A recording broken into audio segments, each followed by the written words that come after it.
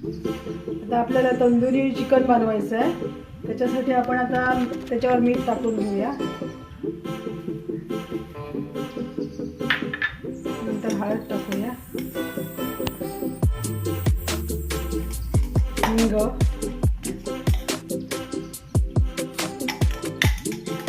हा मसाला आहे घरचा. त्याच्यानंतर दही,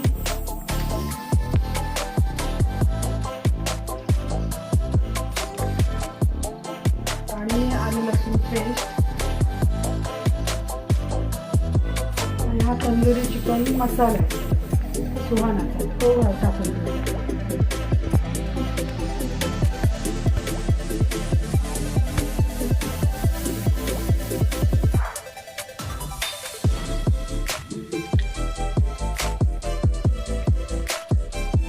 आता हे सगळं लावून झालंय मसाला. आता 1 तासासाठी मॅरिनेशनसाठी ठेवून द्यायचं.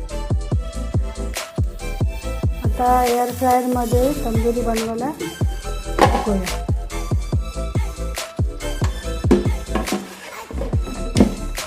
आता हे 200वर केले आणि 10 मिनिटासाठी लावून घेऊया आणि नंतर 10 मिनिटानंतर पुन्हा पलटी करूया. झाली तंदुरी तयार. आता प्लेटमध्ये काढून घेऊया. तंदुरी तयार झाली, या खायला.